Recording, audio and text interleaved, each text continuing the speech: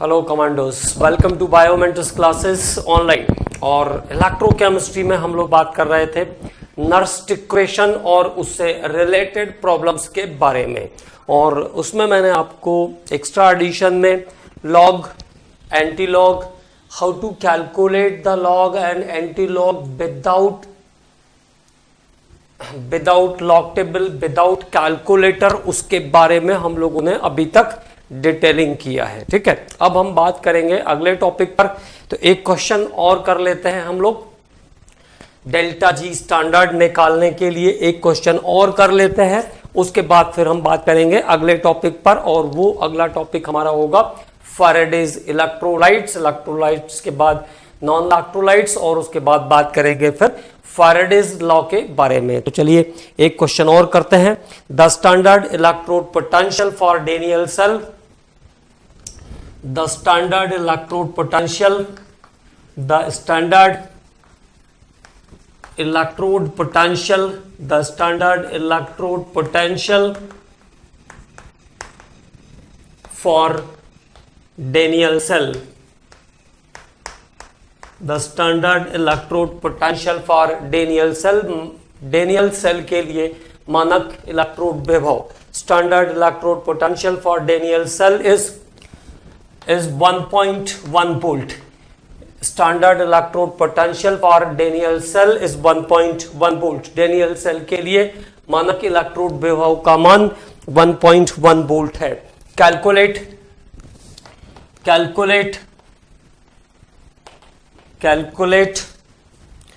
Standard free energy, calculate standard free energy, calculate standard free energy for chemical reaction, calculate standard free energy for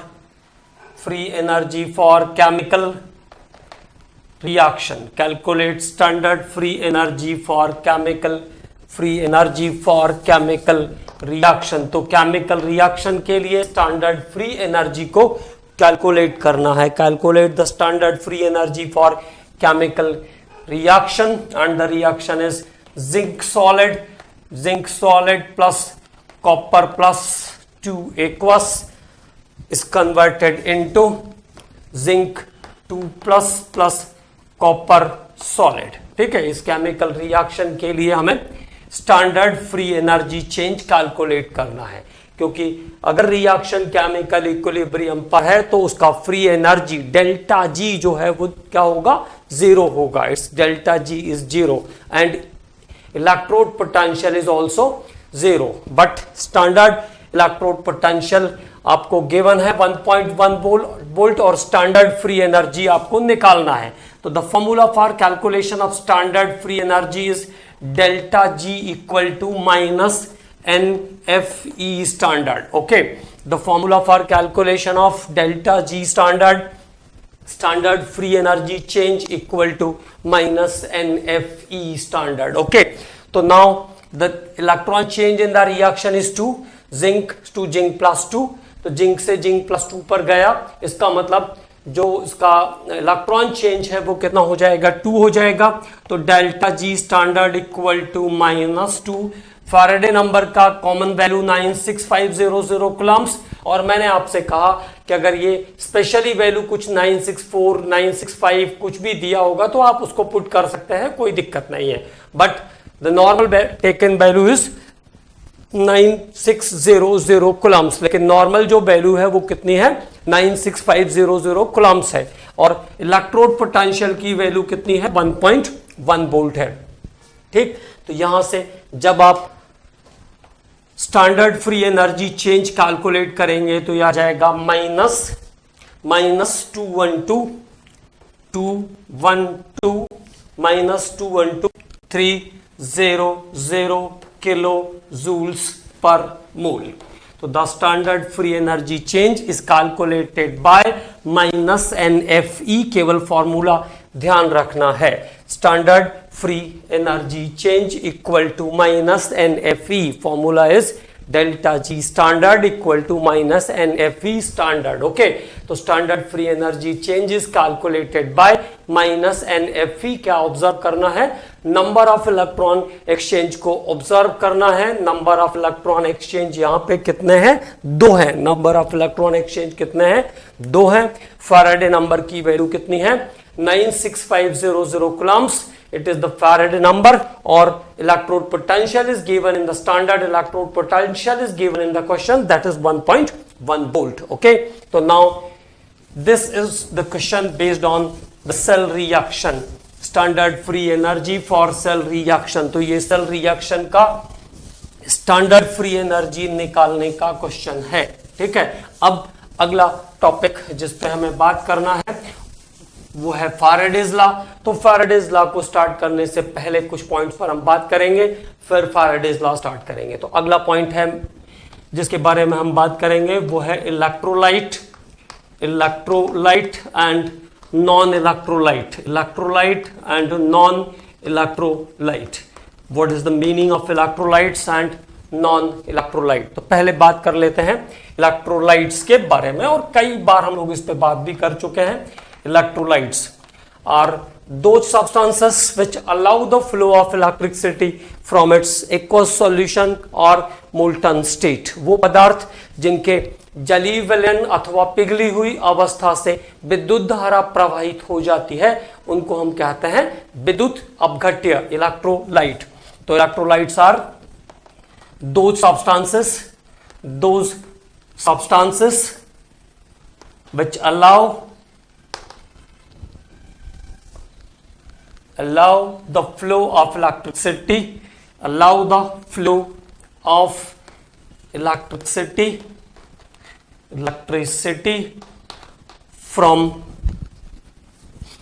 from its aqueous solution, from its aqueous solution or molten state, from its aqueous solution or molten state। Okay, those substances which allow the flow of electricity from its aqueous solution or molten state, वो पदार्थ जिनके जलीय विलयन अथवा पिघली हुई अवस्था से विद्युत धारा प्रवाहित होती है उसे विद्युत अपघट्य कहते हैं। ठीक है, तो this is the definition of electrolyte. अब इलेक्ट्रोलाइट के साथ साथ अगली जो बात आएगी वो इलेक्ट्रोलाइट्स जो होते हैं वो 2 टाइप के होते हैं। There are 2 type of electrolytes. तो बात कर लेते हैं टाइप्स ऑफ इलेक्ट्रोलाइट के बारे में पहले, फिर नॉन इलेक्ट्रोलाइट पर बात करते हैं। टाइप्स ऑफ इलेक्ट्रोलाइट्स, तो types of electrolyte, types of electrolytes. तो इलेक्ट्रोलाइट्स 2 टाइप के होंगे।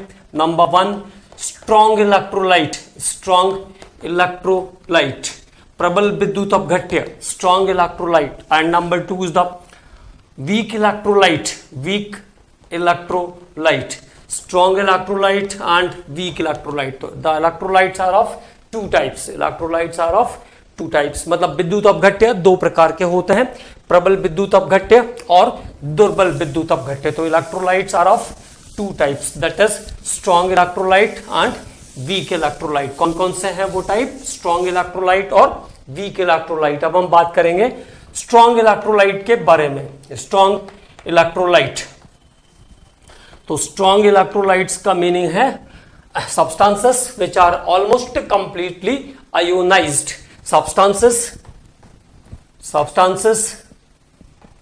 which are almost completely ionized, almost completely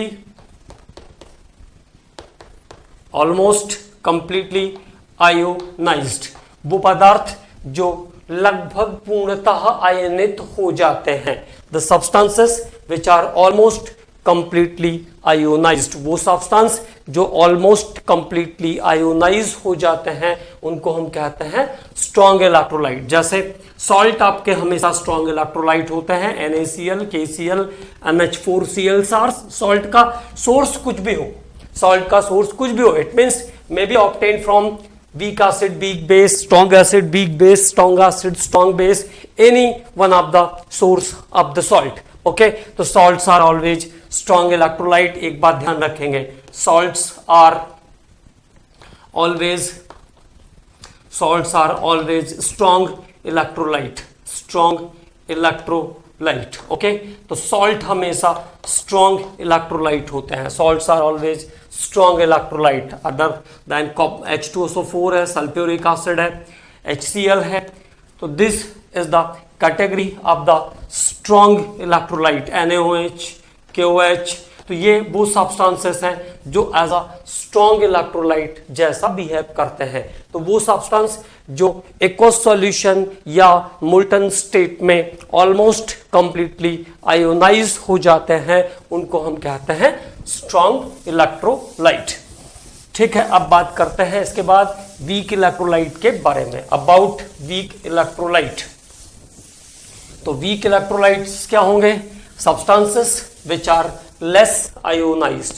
Substances which are less ionized. तो about weak electrolyte, दुर्बल विद्युत अपघट्य. तो दुर्बल विद्युत अपघट्य या weak electrolyte क्या होते हैं? Are those substances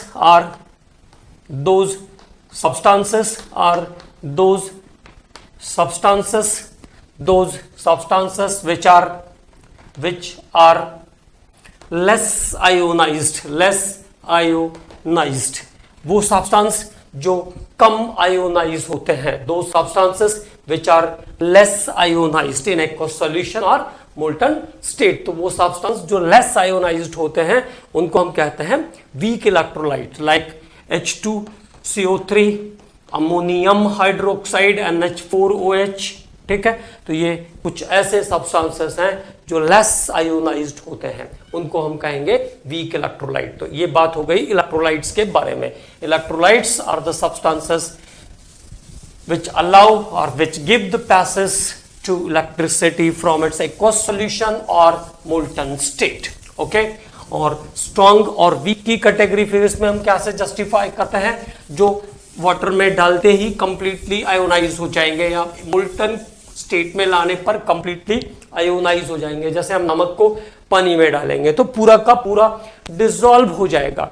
लेकिन अगर उसकी जगह आप विनेगर को पानी में डाल के देखें, एसिटिक एसिड को आप पानी में डालकर देखें, तो देखेंगे पहले वो सेटल्ड होते जाता है. हालांकि पानी ज्यादा होगा, अगर एक गिलास पानी में आपने आधा चम्मच विनेगर डाला है तो फाइनली तो वो डिसॉल्व हो ही जाएगा. लेकिन शुरू में वो क्या होगा? डाउन साइड जाएगा. और अगर पानी कम होगा क्वांटिटी में तो आसानी से वो डिसॉल्व नहीं होगा. तो विनेगर कैसा है? एसिटिक एसिड कैसा है?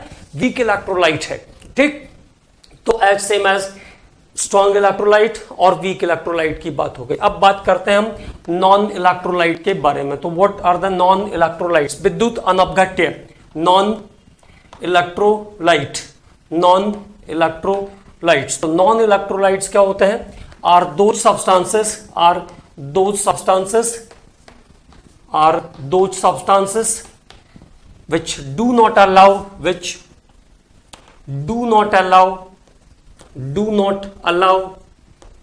the flow of current or flow of electricity, do not allow the flow of electricity from its aqueous solution or molten state. Okay, वो सब्सटेंस जिनके एक्वस सॉल्यूशन या मोल्टन स्टेट से electricity pass out नहीं हो सकती है. कुल मिलाकर हम ये कहें कि जो आयोनाइज्ड नहीं होते हैं, जो आयंस प्रोड्यूस नहीं करते हैं, क्योंकि केमिस्ट्री में कंडक्शन का मतलब होता है प्रोडक्शन ऑफ आयंस पर डिपेंड करती है कंडक्टिविटी, है ना. तो जो सब्सटेंस एक्वस सॉल्यूशन या मोल्टन स्टेट में इलेक्ट्रिसिटी को अलाउ नहीं करते मतलब पास नहीं होने देते हैं, उनको हम कहते हैं नॉन इलेक्ट्रोलाइट. अब इसके एग्जांपल्स हो जाएंगे glucose, urea, sugar etcetera. Glucose, urea और शुगर जैसे जो सब्सटेंसेस हैं इनको हम कहते हैं नॉन इलेक्ट्रोलाइट्स. तो बोथ आर क्लियर. इलेक्ट्रोलाइट वो सब्सटेंस जिनके एक्वस सॉल्यूशन या मोल्टन स्टेट से इलेक्ट्रिसिटी पास हो जाता है वो इलेक्ट्रोलाइट्स है, और वो सॉल्यूशन, वो सब्सटेंस जिनके एक्वस सॉल्यूशन या मोल्टन स्टेट से इलेक्ट्रिसिटी पास नहीं होता है या जो उसके लिए कोई पैसेज प्रोवाइड नहीं करेंगे, वो है नॉन इलेक्ट्रोलाइट। ठीक है, और इलेक्ट्रोलाइट्स दो टाइप के होते हैं, स्ट्रॉन्ग इलेक्ट्रोलाइट और वीक इलेक्ट्रोलाइट, जो ऑलमोस्ट कंप्लीटली आयोनाइज हो जाएंगे, लगभग पूर्णतः आयनित हो जाते हैं, वो प्रबल विद्युत अपघट्य, और जो लेस आयोनाइज होंगे सब्सटेंसेस उनको हम कहेंगे वीक इलेक्ट्रोलाइट, जैसे ऑर्गेनिक एसिड्स हैं, acetic acid, formic acid, H2CO3, carbonic acid, ammonium hydroxide. तो this is a variety of weak electrolyte. Okay, तो ये हुआ स्ट्रॉन्ग इलेक्ट्रोलाइट और वीक इलेक्ट्रोलाइट। अब यहां से अगला जो टॉपिक आएगा वो है Faraday's law of electrolysis. Faraday's law of electrolysis, Faraday's law of electrolysis. तो फैराडे का विद्युत अपघटन का नियम, फैराडेज लॉ ऑफ इलेक्ट्रोलाइसिस, और इलेक्ट्रोलाइसिस से रिलेटेड फैराडे के दो लॉ हैं, है ना। फैराडे ने दो लॉ दिए इलेक्ट्रोलाइसिस से रिलेटेड। तो नंबर 1 पहले बात करेंगे हम लोग फैराडेज फर्स्ट लॉ पर। Faraday's first law of electrolysis, first law of electrolysis, Faraday's first law of electrolysis, Faraday का विद्युत अपघटन का प्रथम नियम, Faraday's first law of electrolysis. तो when electricity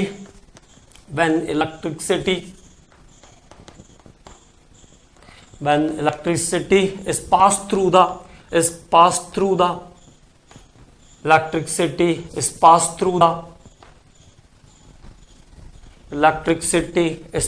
through the aqueous or molten solution of electrolyte, aqueous or molten solution of electrolyte, molten solution of electrolyte, electricity is passed through the molten or aqueous solution of electrolyte। जब किसी विद्युत अपघट्य के जलीय विलयन अथवा पिघली हुई अवस्था से विद्युत धारा प्रवाहित की जाती है, electricity is pass through the aqueous और molten solution of electrolyte, then amount of substance deposited on electrode, amount of substance when electricity is passed through the aqueous or molten solution of electrolyte, then amount of substance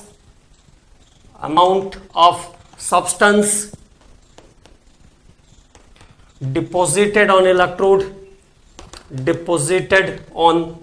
electrodes, amount of substance deposited on electrodes is directly proportional to amount of substance deposited on electrode is directly proportional to strength of current, directly proportional to strength of current। Okay, तो ये है Faraday का first law of electrolysis.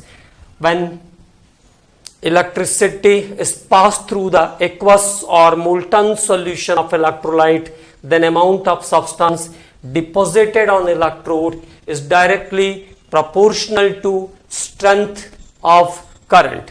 मतलब जब किसी विद्युत अपघट्य के जलीय विलयन अथवा पिघली हुई अवस्था से विद्युत धारा प्रवाहित की जाती है तो इलेक्ट्रोडों पर जमा होने वाली पदार्थ की मात्रा प्रवाहित विद्युत धारा के मात्रा के समानुपाती होती है।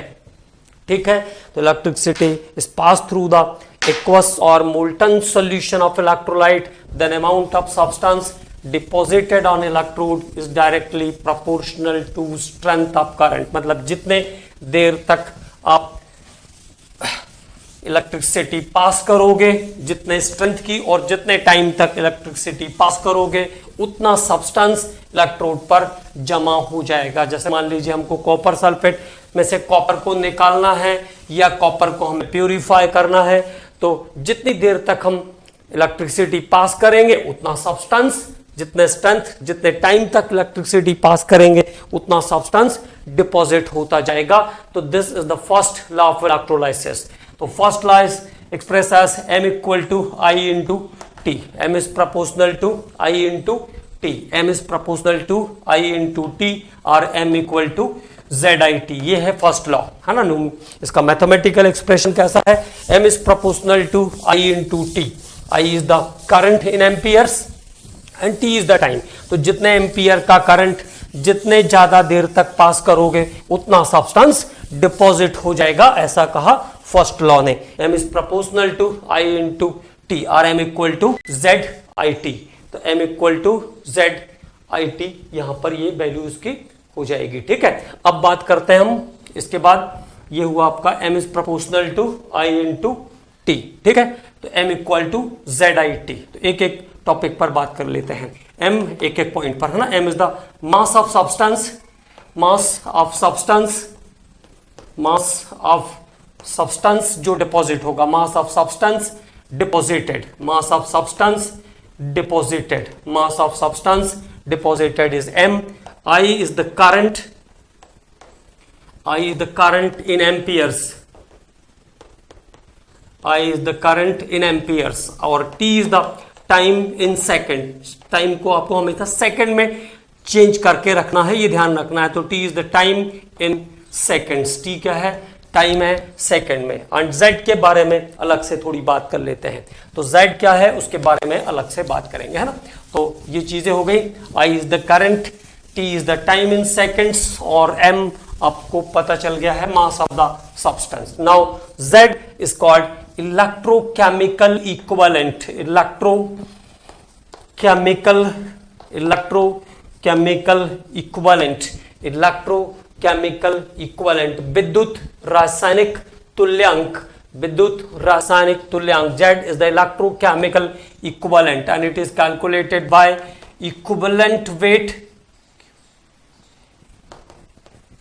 equivalent weight by 96500, मतलब फैराडे नंबर। तो Z को कैलकुलेट करने के लिए हम क्या करेंगे? सब्सटेंस का इक्विवेलेंट वेट बाय 96500, मतलब फैराडे नंबर से डिवाइड कर देंगे Z को।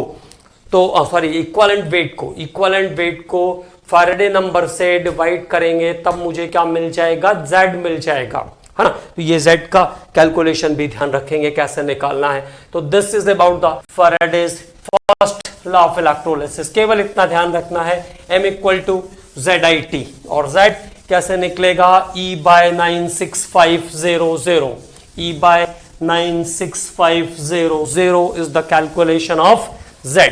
Okay, clear now. तो ये हुआ आपका electrochemical equivalent. This is about electrochemical equivalent. अब बात करते हैं हम सेकेंड लॉ के बारे में। Second law is most important as compare to first law, क्योंकि जो क्वेश्चंस हैं मेनली वो सेकेंड लॉ पर बेस होते हैं। क्योंकि फैराडेज लॉ फर्स्ट लॉ पे सीधे सीधे m इक्वल टू ZIT आया, तो कोई भी क्वेश्चन आएगा तो वो सीधे उसके फॉर्मेट पे बेस्ड रहेगा। लेकिन सेकेंड लॉ में बहुत सारे वेरिएशन ऑफ क्वेश्चंस हमको मिलते हैं। तो second law is very important. Okay, तो Faraday's second law of electrolysis, second law of electrolysis, Faraday's second law of electrolysis. तो फैराडे का विद्युत अपघटन का द्वितीय नियम, Faraday's second law of electrolysis. अब इसको समझते हैं अच्छे से। पहला लॉ समझ में आ गया, amount of substance deposited on electrode is directly proportional to strength of current। ठीक है, जितने स्ट्रेंथ का करंट, जितने ज्यादा एम्पियर का करंट जितने ज्यादा सेकंड तक पास करेंगे उतना अमाउंट डिपॉजिट होगा। This is the first law and now we are going to discuss the second law. अब हम बात करने वाले हैं सेकेंड लॉ के बारे में। तो सेकेंड लॉ में फैराडे ने देखो क्या कहा, जैसे मान लो देयर आर 3 डिफरेंट सब्सटेंस, हमारे पास 3 अलग अलग सब्सटेंसेस हैं, 3 अलग अलग हाफ सेल है। जिंक सल्फेट के अंदर एक इलेक्ट्रोड प्रेजेंट है ना, और एक अगला इलेक्ट्रोलाइट का सॉल्यूशन है जिसमें कॉपर सल्फेट है, और एक अगला इलेक्ट्रोड वाला सॉल्यूशन जिसमें सिल्वर नाइट्रेट प्रेजेंट है। ठीक है, तो there are three different electrode containing three different materials, और तीनों में मटेरियल भी अलग अलग है। अब बात ये हुई कि करंट ऑफ सेम स्ट्रेंथ का करंट सेम टाइम तक तीनों सॉल्यूशन में डाला। Current of same strength is pass through the same time. अगर हमने सेम स्ट्रेंथ का करंट सेम टाइम तक तीनों सॉल्यूशन से पास किया, तो जो अमाउंट ऑफ सब्सटेंस डिपॉजिट होगा, काम तो सेम ही किया, सेम स्ट्रेंथ का करंट सेम टाइम तक तीनों सॉल्यूशन से पास किया, तो मुझे जैसे मान लीजिए यहां पे 10 ग्राम जिंक मिले, तो मुझे 10 ग्राम कॉपर भी चाहिए और 10 ग्राम सिल्वर भी चाहिए, क्योंकि मैंने तो जो काम किया है वो सेम किया है। तो current of same strength is pass through the same time. लेकिन एक्चुअली प्रैक्टिकली क्या होने वाला है, वो प्रैक्टिकली जो अमाउंट डिपॉजिट होगा, the amount deposited on electrode are the different. Practically देखने पे जब पता चला तो वो कैसा दिखा कि जो सब्सटेंस डिपॉजिट हुए हैं उनका जो अमाउंट है वो सभी के लिए कैसा है, अलग अलग है। ठीक, तो Faraday's second law of electrolysis क्या कहता है, जैसे मान लो यहां पे हम बात करें तो एक 1 फैराडे चार्ज, 1 फैराडे मतलब 96500 कूलम्स, 96500 कूलम्स चार्ज अगर मैंने 1 सेकंड तक तीनों सॉल्यूशन में पास किया, मतलब यहां से इनपुट कैसा है, सेम है। Okay, the charge of 96500 Coulomb's is pass through the all different solution for 1 second. तो हमको अमाउंट कैसा चाहिए, इक्वल चाहिए, क्योंकि काम तो हमने सबके साथ इक्वल किया है। बट अगर इस कंडीशन में हम देखेंगे तो 32.5 gram of zinc is deposited, okay, and 31.75 gram of copper is deposited. जो जिंक का अमाउंट डिपॉजिट हुआ वो कितना है, 32.5 ग्राम। कॉपर का जो अमाउंट डिपॉजिट हुआ वो कितना है, 31.75 gram. And the amount of silver, और जो सिल्वर का अमाउंट डिपॉजिट हुआ दैट इज 108 ग्राम। इसका मतलब सेम स्ट्रेंथ का करंट सेम टाइम तक डिफरेंट सॉल्यूशन ऑफ इलेक्ट्रोलाइट से जब हमने पास किया तो जो अमाउंट डिपॉजिट हो रहा है इट इज डिफरेंट। वो सब इलेक्ट्रोड पर, हर अलग अलग इलेक्ट्रोड पर जमा होने वाला जो अमाउंट है वो डिफरेंट है। तो अब ये किस फैक्टर पे डिपेंड कर रहा है, तो जिंक का चार्ज 2+ और जिंक का मास नंबर 65 अगर मैं 2 से डिवाइड करूंगा तो इसका इक्विवेलेंट वेट मिल जाएगा मुझे। इक्विवेलेंट वेट कितना आ गया, 32.5। As same as copper, 63.5 is the weight of copper, valency is 2, so equivalent weight is 31.75. Okay, now for silver the weight of silver is 108, its charge number is 1, so now its equivalent weight is also 108 gram. It means what happens now, clear?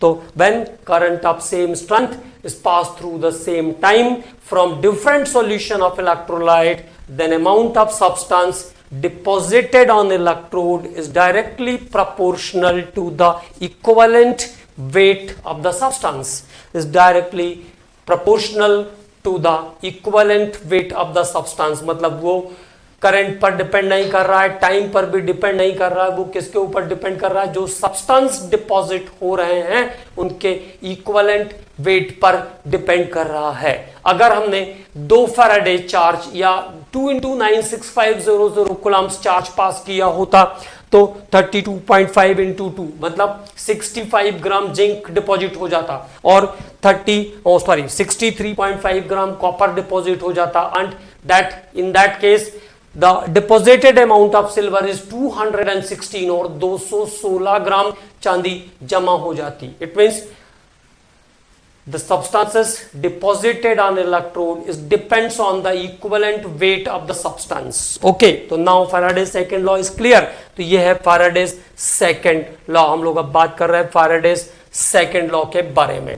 तो how to define the Faraday's second law, बात समझ में आ गई तो इसकी definition को लिख लेते हैं। ठीक है, तो क्या हुआ फैराडेज सेकंड लॉ में, when current of same strength is pass through the same time. तो चलिए लिखते हैं, when current of same strength, current of same strength, current of same strength is passed through the, current of same strength is passed through the, current of same strength is passed through the same time, same time मतलब same strength का current और time भी same है, ठीक है। current of same strength is passed through the same time from different solution of electrolyte, from different solution of electrolyte, current of same strength is passed through the same time from different solution of electrolyte, from different solution of electrolyte, then amount of substance, amount of substance, amount of substance deposited on electrodes, deposited on electrode, amount of substance deposited on electrodes is directly proportional to,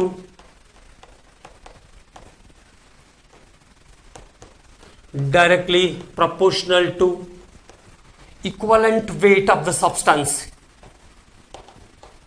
directly proportional to equivalent weight of the substance, directly proportional to equivalent weight of the substance. Okay, so this is clear. Current of same strength is passed through the same time from different solution of electrolyte, then amount of substance deposited on electrode is directly proportional to the equivalent weight of the substance. तो जब समान प्रबलता की धारा समान समय तक भिन्न भिन्न विद्युत अपघट्यों के विलयन से प्रवाहित की जाती है, तब इलेक्ट्रोडों पर जमा होने वाली पदार्थ की मात्राएं पदार्थों के तुल्यांकी भारों के समानुपाती होती है, ठीक है। तो इलेक्ट्रोडों पर जमा होने वाली पदार्थ की मात्राएं पदार्थों के तुल्यांकी भारों के समानुपाती होती है। This is the Faraday's second law of electrolysis, और ये फैराडे का सेकेंड लॉ ऑफ इलेक्ट्रोलाइसिस है, ठीक है। Clear now? तो this is about the Faraday's second law of electrolysis. इसको हम और कैसे एक्सप्रेस कर सकते हैं? तो that is m1 upon m2 equal to E1 by E2, where m1 and m2 are the masses of the two different substances and E1 and E2 are the equivalent weight. E1 और E2 क्या है यहाँ पे? equivalent weight है। और हमने according to first law ऐसा पढ़ा था, according to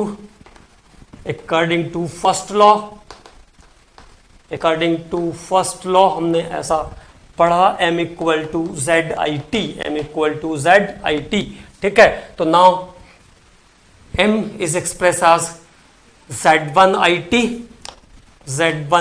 T by z2 I T equal to E1 by E2, ऐसे भी हम इसको लिख सकते हैं। तो can be express like this, ठीक है ना। तो इसको हम ऐसे भी लिख सकते हैं, m equal to Z I T. तो now it is considered as z1 I T plus upon z2 I T equal to E1 by E2। तो this is the Faraday's second law of electrolysis. ये हुआ Faraday second law of electrolysis. अब दोनों law पर हम लोग commonly questions करेंगे। तो सेकेंड लॉ से ही प्रॉब्लम्स करना स्टार्ट कर देते हैं। यहां से हम प्रॉब्लम करना स्टार्ट करेंगे सेकेंड लॉ से बेस। तो कुछ बातें और बता दें, तब एक दो लाइंस लिखेंगे, उसके बाद फिर इस पे क्वेश्चंस करेंगे दोनों लॉ पर, ठीक है। तो चलिए आगे बात करते हैं। तो क्या ध्यान रखना है हमको? Faraday's first law, the amount of substance deposited on electrode is directly proportional to strength of current, that is m equal to ZIT. And Faraday's second law, और Faraday's second law क्या कहता है? When the current of same strength is passed through the same time from different solution of electrolyte, the amount of substance deposited on electrode is directly proportional to the equivalent weight of the substance, directly proportional to the equivalent weight of substance. ठीक है, तो this is about the Faraday's second law. अब second law से related एक दो points note करना है। For displacement of one equivalent weight of substance, किसी भी सब्सटेंस के एक इक्विवेलेंट वेट के बराबर, एक नहीं बोला मैंने, एक इक्विवेलेंट वेट के बराबर, for displacement of one equivalent weight of substance 1 Faraday और 96500 कूलम्स चार्ज रिक्वायर्ड। ओके, तो एक इक्विवेलेंट वेट के बराबर के सब्सटेंस को डिस्प्लेस करने के लिए, सॉल्यूशन से हटाने के लिए एक फैराडे या 96500 कूलम्स चार्ज की जरूरत पड़ेगी। For displacement of one equivalent weight of substance 96500 coulombs or 1 Faraday charge is needed. Number 2, for exchange of one electron, एक इलेक्ट्रॉन एक वैलेंसी के बराबर है ना, तो वो भी एक फैराडे एक इक्विवेलेंट के बराबर कंसीड होता है। मैं नंबर में इसलिए लिख दे रहा हूं ताकि आपको कंफ्यूजन क्रिएट ना हो। For exchange of one electron 1 Faraday charge required, तो एक इक्विवेलेंट वेट के बराबर के सब्सटेंस को डिस्प्लेस करने के लिए या किसी केमिकल रिएक्शन में एक इलेक्ट्रॉन के एक्सचेंज होने के लिए, एक फैराडे या 96500 कूलम्स चार्ज की जरूरत पड़ेगी। ठीक है ना। अब बाकी जो फॉर्मूले हैं वो अकॉर्डिंग टू सिचुएशन हम लोग उसको बिल्ड करेंगे। हाँ, अब बात करते हैं क्वेश्चंस पर। तो कैसे क्वेश्चंस आते हैं इसमें, पहले उस पर बात कर लेंगे। तो पहले सबसे सिंपली जो सबसे कॉमन टाइप है क्वेश्चन का, उस पर बात करते हैं। Find number of Faraday's required. Find number of Faradays required for displacement of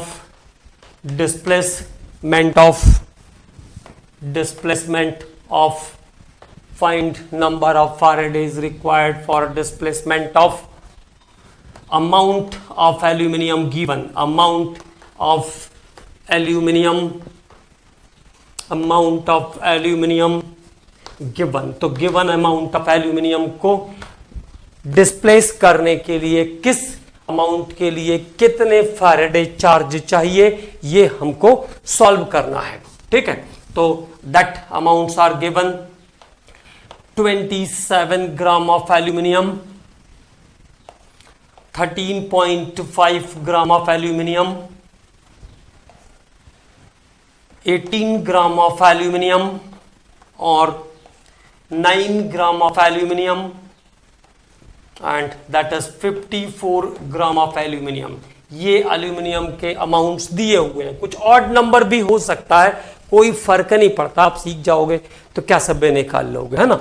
तो इन एल्यूमिनियम के इन अमाउंट्स को डिस्प्लेस करने के लिए रिस्पेक्टिवली हमको किस अमाउंट के लिए कितना फैराडे चार्ज लगेगा, ये सॉल्व करना है। तो सबसे पहले मुझे एल्यूमिनियम का इक्विवेलेंट वेट चाहिए होगा, because the requirement of equivalent weight is there because the amount of substance deposited on the electrode is directly proportional to the equivalent weight of the substance।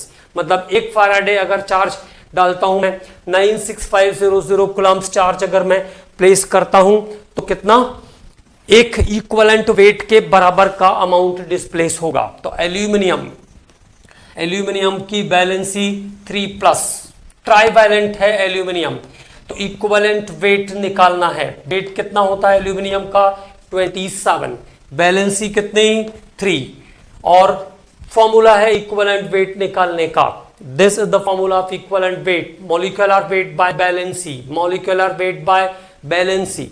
So what is the equivalent weight is here now? 9 gram. तो 9 gram is the equivalent weight of aluminium. Aluminium का equivalent weight कितना हो गया? 9. It means 9 gram of aluminium is displaced by passing 1 Faraday or 96500 coulombs of charge. तो 9 gram aluminium को displace करने के लिए 9 ग्राम एल्यूमिनियम को डिस्प्लेस करने के लिए हमें 1 Faraday या 96500 कूलम्ब चार्ज चाहिए. तो 9 gram of aluminium is displaced by 1 Faraday और 96500 कूलम्ब्स ऑफ चार्ज. क्लियर? अब देखो, अब बिल्कुल सिंपल. तो 9 ग्राम के लिए कितना लगेगा? 1 Faraday. तो 18 ग्राम के लिए कितना लगेगा? 2 Faraday. 27 ग्राम के लिए कितना लगेगा? 3 Faraday. 27 gram is the 3 Faraday और 27 का आधा है 13.5. तो this is required 1.5 Faraday. 1.5 Faraday. अब जैसे मान लीजिए कभी आपसे बोलता कि 38 ग्राम के लिए कितना लगेगा, तो 9 ग्राम के लिए इतना, 9 ग्राम के लिए कितना लगता है? 1. देन 38 ग्राम के लिए कितना लगेगा? तो 1 Faraday is required for 9 gram, then for 38 gram.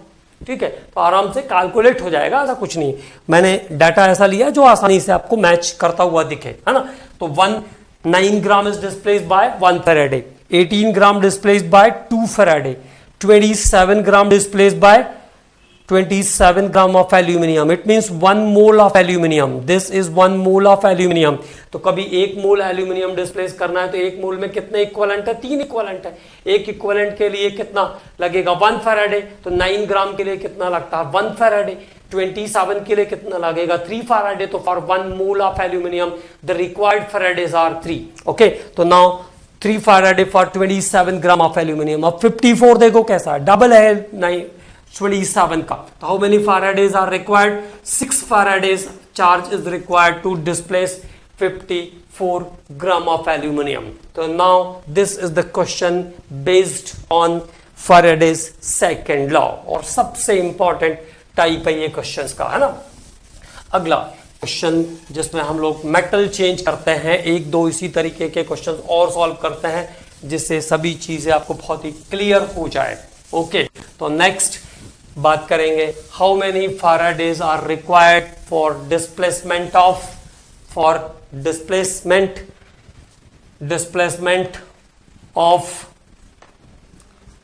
amount of copper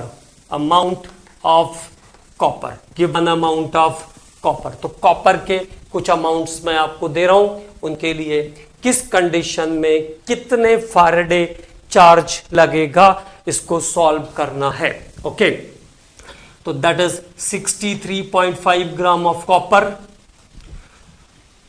31.75 gram of copper, 6.35 gram of copper और 3.175 ग्राम ऑफ कॉपर. तो कॉपर के इन अमाउंट्स के लिए कितना Faraday चार्ज कंज्यूम करना पड़ेगा?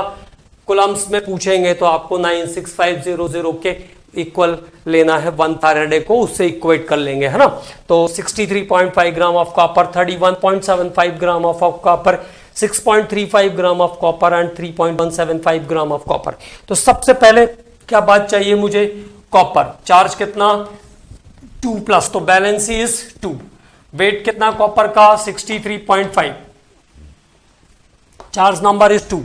तो equivalent weight of copper is 31.75 gram. 31.75 gram is the equivalent weight of copper. 31.75 gram is the equivalent weight of copper, and it means that 31.75 gram needed to displace 1 Faraday. किसी भी copper sulphate के material से, copper nitrate के material से अगर मुझे 31.75 gram copper को displace करना है, रिमूव करना है, निकालना है, तो कितना? 1 Faraday. It means 96500 coulombs charge is required. तो where is 31.75 required? 1 Faraday.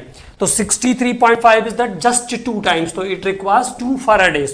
6.35 it is 1/10 of 63.5, तो रिक्वायर्ड 0.2 फैराडे। ओके, 1/10वां हिस्सा है ये इसका, 1/10, तो 2 फैराडे का 1/10वां 1/10 0.2 फैराडे। ओके, और 31.75 Faraday, 31.75 gram copper needed 1 Faraday, 31.75 gram copper needed 1 Faraday, तो 3.175 gram copper needed 0.1 Faraday, 0.1 Faraday coulombs में चाहिए होगा, तो 0.1 into 96,500, 0.1 into 96,500 coulombs is the charge required for displacement of this amount of copper.